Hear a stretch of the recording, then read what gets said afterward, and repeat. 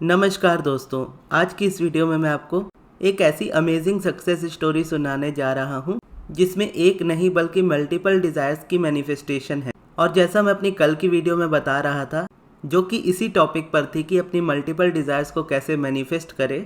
अब ये देखोगे तो सक्सेस स्टोरी कल ही रात को मुझे मिली और दिन में मैंने वो वीडियो अपलोड की थी। अब वो वीडियो भी बहुत ज़्यादा इंपॉर्टेंट थी, अगर आपने नहीं देखी है तो ज़रूर देखिएगा इस वीडियो के बाद। लेकिन ये सक्सेस स्टोरी जो है ये प्रूफ है उस चीज़ का कि जो मैंने उस वीडियो में बताया है, अगर आप उस चीज़ को फॉलो करते हो तो डेफिनेटली आपको रिजल्ट हमेशा मिलते हैं। वैसे तो ये सक्सेस स्टोरी मेरे पास नोट में आई थी और ऑडियो में नहीं थी, तो इसीलिए मैं खुद इसे रीड करके आपको बताऊंगा और कैसे इनकी मैनिफेस्टेशन पूरी हुई वो भी मैं आपको ज़रूर बताऊंगा। तो स्टोरी स्टार्ट होती है। हेलो गगन सर, मैं आपकी एक सब्सक्राइबर हूँ और एलओए बैच की स्टूडेंट भी। जब आपका चैनल मुझे मिला था तब मैं बहुत ज़्यादा डिप्रेशन से गुज़र रही थी। समझ नहीं आ रहा था क्या करूं, क्योंकि मैं 13 साल से रिलेशनशिप में थी और मेरी शादी भी मेरे स्पेसिफिक पर्सन से फिक्स हो गई थी। लेकिन शादी के एक मंथ पहले पता नहीं क्या हुआ कि मेरे स्पेसिफिक पर्सन ने शादी से मना कर दिया और सब ख़त्म हो गया और मेरे एसपी से मेरा कांटेक्ट पूरी तरह ख़त्म हो गया। लेकिन मुझे मेरी ज़िंदगी जीनी थी, मेरे लिए और मेरी फैमिली के लिए, क्योंकि मेरी फैमिली मुझसे बहुत प्यार करती है। तभी मुझे आपका चैनल मिला कि एक्चुअल में लॉ ऑफ अट्रैक्शन कैसे काम करता है, मेडिटेशन की पावर को जाना। मैंने 5 मंथ सिर्फ और सिर्फ खुद पर काम किया, सेल्फ लव किया, खुद के लिए पॉजिटिव एफर्मेशंस बोले, दुनिया को भूलकर खुद के लिए जी। रात के 3 बजे उठकर ब्रह्म मुहूर्त में मेडिटेशन किया। किसी ने बताया कि आपको एक बार सुदर्शन क्रिया करनी चाहिए, तो फिर मैंने आर्ट ऑफ लिविंग से सुदर्शन क्रिया भी की। सबसे ज़्यादा खुद को इम्पोर्टेंस दी और कुछ टाइम पहले ही पता चला कि स्पेसिफिक पर्सन की इंगेजमेंट किसी और से हो गई। मैं बहुत टूट गई थी उस टाइम।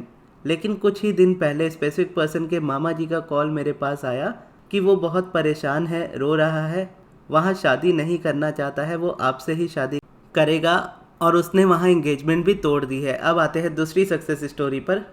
और साथ में मेरी छोटी सिस्टर की गवर्नमेंट जॉब भी मैनिफेस्ट कर ली मैंने।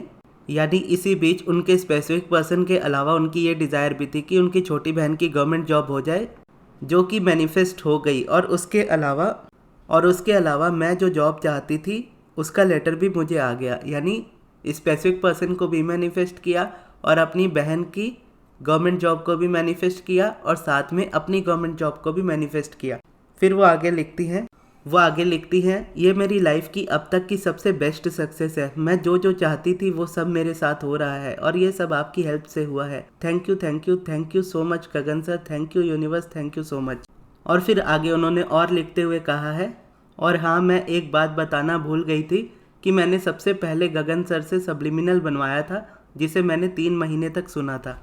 अब अगर आप इस चैनल पर काफ़ी पहले से हो और बहुत सारी सक्सेस स्टोरी अगर आपने मेरे चैनल पर देखी है तो आपको पता होगा कि ये सक्सेस स्टोरी ऐसी पहली सक्सेस स्टोरी है जिसे मैं रीड करके वीडियो बना करके अपलोड कर रहा हूँ। अदरवाइज़ मैं सिर्फ ऑडियो वाली सक्सेस स्टोरीज़ को शेयर करता हूँ और लिखित वाली, यानी जो लिख के नोट में होती है, उसे मैं जस्ट स्क्रीनशॉट ले करके कम्युनिटी टैब पर शेयर करता हूँ। लेकिन ये स्टोरी है ही इतनी इम्पॉर्टेंट कि इसके लिए एक वीडियो बनती है, क्योंकि यहाँ पर अगर इस सक्सेस को देखा जाए तो यहाँ पर डिज़ायर तो बहुत सारी थी ही और है ही और आगे भी हमेशा होती रहेगी। जैसा मैंने कल वाली वीडियो में बताया था कि डिज़ायर कभी रुकती नहीं है। लेकिन यहाँ पर सबसे इम्पॉर्टेंट चीज़ जो भी मैंने कल वाली वीडियो में भी बताई थी कि सबसे इम्पॉर्टेंट ये होता है कि आपकी अलाइनमेंट से ही मैनिफेस्टेशन होती है। आप जब खुश रहते हो तो ही मैनिफेस्टेशन होती है। और जैसे आपने नेगेटिविटी को क्रिएट किया है, और नेगेटिविटी एक दिन में क्रिएट नहीं होती, टाइम टू टाइम वो क्रिएट होती चली जाती है। उसी तरीके से जब आप पॉजिटिविटी भी क्रिएट करने लगते हो तो आप इंस्टेंटली उसको क्रिएट नहीं करते, धीरे धीरे करके क्रिएट करना स्टार्ट करते हो। लेकिन हर्डल्स बोलो या स्टार्टिंग में रुकावट बोलो या रीज़न बोलो, तो वो रीज़न इसीलिए बनता है कि हम अपनी डिज़ायर को बहुत ज़्यादा इंपॉर्टेंस दे देते हैं, इतनी ज़्यादा देते हैं कि खुद को इंपॉर्टेंस देना भूल जाते हैं और अपनी अलाइनमेंट पे वर्क ही नहीं करते, जो कि सबसे ज़्यादा इंपॉर्टेंट होती है।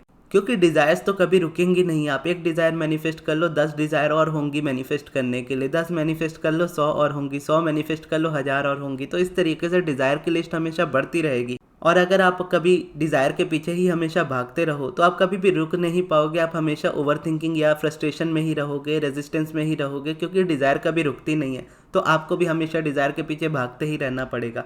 लेकिन एक कॉमन चीज़ ये आ जाती है कि जो भी चीज़ आप मैनिफेस्ट करना चाहते हो, उस चीज़ को मैनिफेस्ट करने के बाद की जो फीलिंग होती है वो हैप्पीनेस की होती है।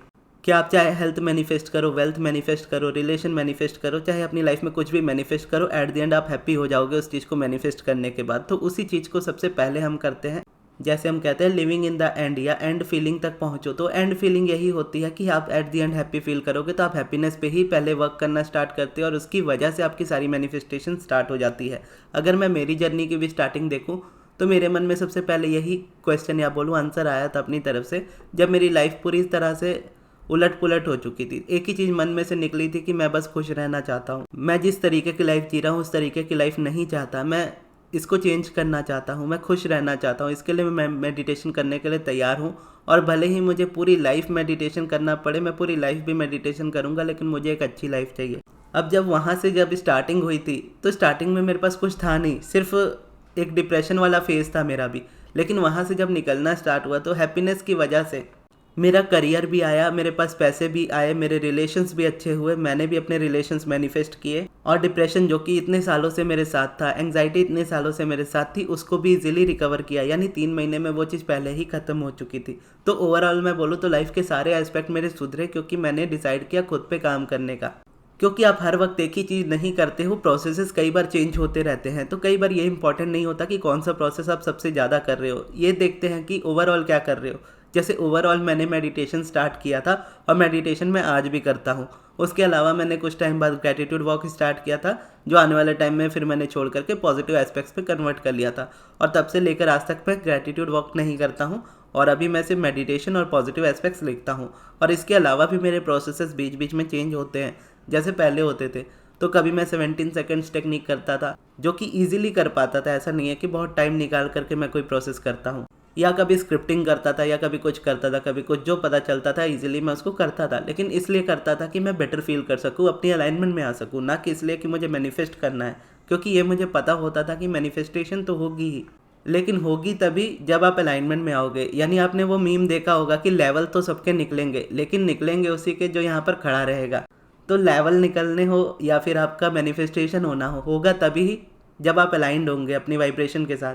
तो मैंने भी उस चीज़ पे काम किया था, और मुझे भी वो रिजल्ट मिला। और इस सक्सेस स्टोरी में भी जिन्होंने ये सक्सेस स्टोरी शेयर की है, उन्होंने भी यही काम किया, उन्होंने भी अपने आप को इम्पोर्टेंस दी, और उनके डिज़ायर इतने अच्छे से मैनिफेस्ट हो पाई। अब मैं आपको इसीलिए शेयर कर रहा हूँ क्योंकि मैं क्लासेस में जो चीज़ें सिखाता था, अब क्योंकि मैं क्लासेस नहीं ले रहा हूँ, तो इसीलिए मैं आपको पहले ही बता दूं कि क्लासेस का जो बेसिक होता था, क्लासेस इसी चीज़ के लिए होती थी कि आप मेडिटेशन और पॉजिटिव एस्पेक्ट्स को कंटिन्यू कर पाओ।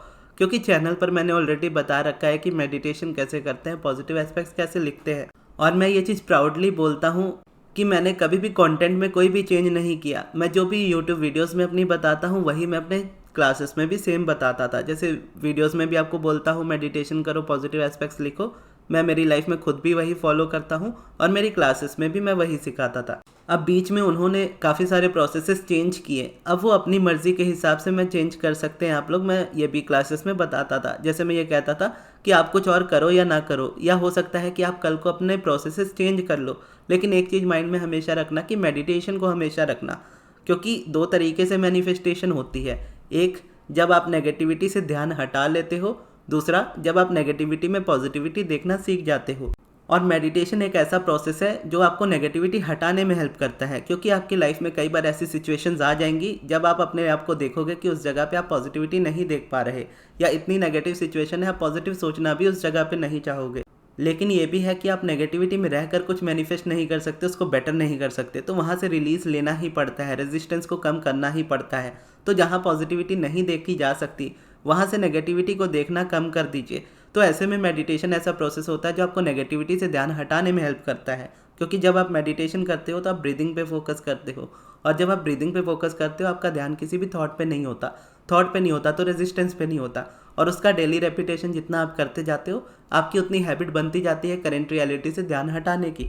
और मेडिटेशन के अपोजिट दूसरे सारे प्रोसेसेस होते हैं लॉ ऑफ अट्रैक्शन के, चाहे वो स्क्रिप्टिंग हो, पॉजिटिव एस्पेक्ट्स हो, एफर्मेशंस हो, सब्लिमिनल हो, माइंड रिप्रोग्रामिंग ऑडियो हो, या कुछ भी हो, जो कि हेल्प करता है एक नेगेटिविटी वाली सिचुएशन में पॉजिटिविटी देखने में।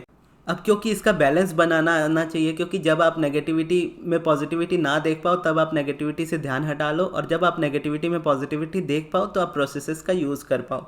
और सब्लिमिनल और माइंड रिप्रोग्रामिंग ऑडियो भी इस जगह पर ऐसे होती है कि वहाँ पर आप अपनी तरफ से अगर नेगेटिविटी में पॉजिटिविटी नहीं देख पा रहे हो तो मैं उसको इस तरीके से डिज़ाइन करता हूँ ताकि आपका माइंड उस चीज़ को इंगेज करके समझ पाए कि कैसे नेगेटिविटी में पॉजिटिविटी देखनी है। लेकिन वो भी समझना ज़रूरी है कि प्रोसेसेस भी हम अपना खुद चूज़ करते हैं। जैसे इन्होंने अपने प्रोसेसेस काफ़ी चेंज किए, लेकिन एक चीज़ रही कि मेडिटेशन था। हालांकि इन्होंने ब्रह्म मुहूर्त मेडिटेशन किया, जो कि मैं कहता हूँ कि आप कर सकते हो, लेकिन ज़रूरी नहीं कि आप ब्रह्म मुहूर्त मेडिटेशन ही करो। मेडिटेशन करना ज़्यादा इम्पॉर्टेंट होता है, टाइम चाहे कोई भी हो। और ओवरऑल देखोगे तो हर किसी का अपना टाइम होता है, हर कोई अपने किसी टाइम में बेटर फील करता है मेडिटेशन करते हुए। जैसे मैंने कभी भी ब्रह्म मुहूर्त में या 3 बजे 5 बजे कभी भी मेडिटेशन नहीं किया। मैं जब स्टार्ट किया था मेडिटेशन तो मॉर्निंग में करता था, रात में करता था, दोपहर में। तो ऐसे डेली मेरा टाइमिंग चेंज होता था। तो ऐसे डेली प्रैक्टिस करते करते फिर मेरी हैबिट बनी 10 से 11 सुबह के 10 से 11 के बीच में मेडिटेशन करने की। और ये वीडियो भी मैं जस्ट मेडिटेशन करने के बाद बना रहा हूँ।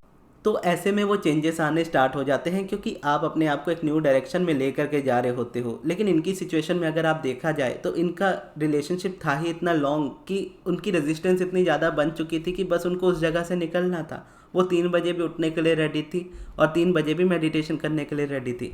तो ये चीज़ें कई बार हमको खुद को समझ में आती है कि जैसे फीलिंग्स बहुत ज़्यादा इंपॉर्टेंट होती है। अगर मैं 3 बजे उठकर मेडिटेशन करूँ तो मुझे वो चीज़ फ्रस्ट्रेशन में लगेगी क्योंकि आज की डेट में मुझे उसकी नीड नहीं है, ना ही स्टार्टिंग में थी।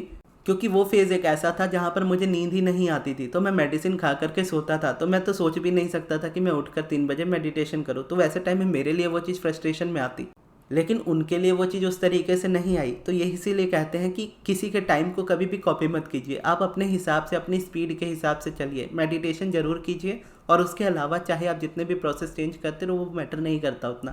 वो जैसे जैसे दिन बीतता जाएगा आप उतना बेटर होते जाओगे। जस्ट ये है कि कंसिस्टेंट हमको रहना होता है हमारी प्रैक्टिस में। और जैसा कहा कि 2 तरह का आपको बैलेंस बनाना पड़ता है। एक नेगेटिविटी से ध्यान हटाना, जो मेडिटेशन हेल्प करता है। दूसरा पॉजिटिविटी क्रिएट करना, जो बाकी के प्रोसेसेस हेल्प करते हैं। आई होप आपको ये स्टोरी बहुत ज़्यादा पसंद आई होगी, क्योंकि मुझे तो ये स्टोरी बहुत ज़्यादा पसंद आई है। और अगर आपको अपना पर्सनल सब्लिमिनल या माइंड रिप्रोग्रामिंग ऑडियो बनवाना हो अपनी किसी स्पेसिफिक डिज़ायर के लिए, तो आप उसके लिए मेरे मैनेजर अमृत को कॉन्टैक्ट कर सकते हैं उनके व्हाट्सएप नंबर पर। उनका व्हाट्सएप नंबर मैं आपको कमेंट बॉक्स में दे दूँगा। और ये वीडियो आपको कैसी लगी कमेंट बॉक्स में ज़रूर बताइएगा। और कल वाली वीडियो भी आप ज़रूर देखिएगा, उसका लिंक भी मैं आपको कमेंट बॉक्स में दे दूँगा। और इस वीडियो को यहाँ तक देखने के लिए बहुत बहुत धन्यवाद।